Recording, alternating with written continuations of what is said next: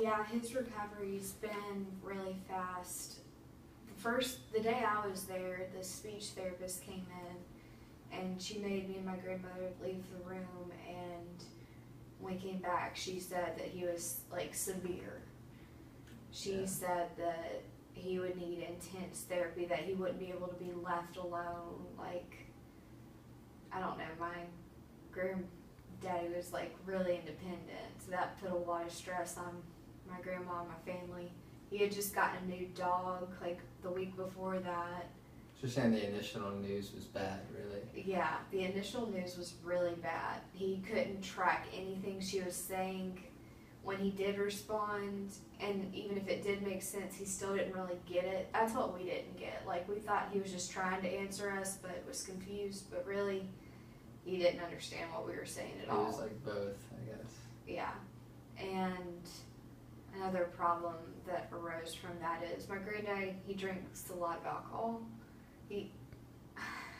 I guess I would describe him as a functioning alcoholic.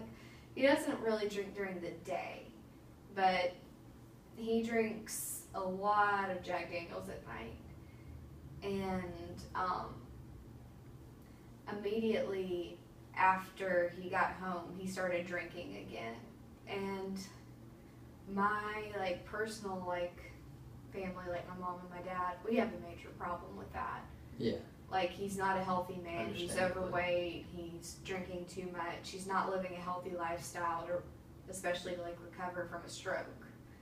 And my grandma just kind of enables it, makes him his drinks and everything. She just wants him to be happy, feeds him dessert, And at dinner the other night, my mom brought up that he had been drinking the very first day, and my aunt was like, I don't see a problem with that, because she's also an alcoholic. And she was like, he's old, he's let him live the last few years of his life, happy, blah, blah, blah, blah. We're like, well, his life could be a lot longer and better, and do you really want, your grandkids to have to go through that, losing their granddad? Because it's a tough argument to have. Yeah, but she didn't understand it at all. She was like, I see no problem with him drinking. Has he said anything about this, or you're not ready to bring that up? We haven't really brought it up to him. Everybody kind of knows it's a problem, but we kind of stay away from it.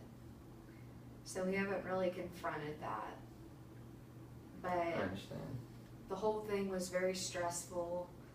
I tried to study for my Spanish test afterwards, which I'm an all-A student normally, and I made a 74 on this test, which is really bad for me. So that was really stressful. I don't know, it affected my grades, it affected me going to class. I was just upset about it, and I was also sick at the same time. Oh, yeah. Yeah. Just things piling up. Everything was piling up, so I was just so stressed. I was so physically exhausted. I couldn't go to class or anything. I missed a lot, and that affects my grades even more. Yeah. Well, speaking of recovery, how do you recover from the situation? Because it had to be tough, especially with the tests and everything. But it's still kind of being stressful. I did it to myself by not going to class or getting behind on assignments. So I'm kind of still dealing with the aftermath.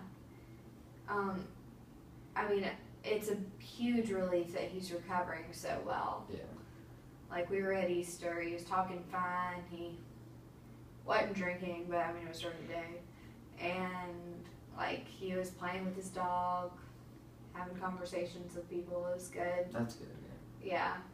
And my aunt wasn't there, so there wasn't any confrontation between her and my mom, so that was good about the drinking or anything. Have your parents and family been involved then? Yeah, they actually came home the next day early from spring break. That's good. Yeah, because I couldn't be there. I had that test the very next day, and then I had 2 tests the day after that. Yeah, that's just a lot to handle. Yeah, I pulled an all-nighter, and I was just really exhausted. But I don't know, it was for counseling offenders, and and that in my psych stats class, I don't even know what grades I made on those yet, because we get them back kind of later.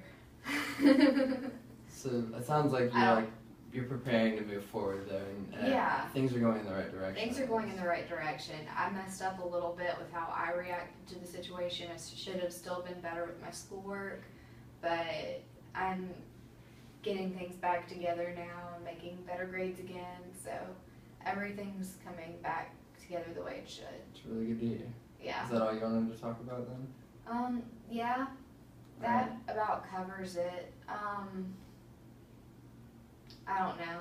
I was also stressed out, like, I've been kind of low in funds, so, like, having to drive to Vidalia and back kind of put a damper on things. Usually It doesn't help, but... Yeah, I have to, like, fill up my car once a month usually because it has really good gas mileage, and I've had to fill it up 3 times this month, like, thanks to that one trip. But, like, of course I don't mind making the trip like it was a family matter.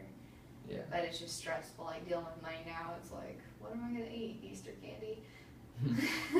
Well, we'll catch up on the next session, but it was good talking with you. Good talking to you too.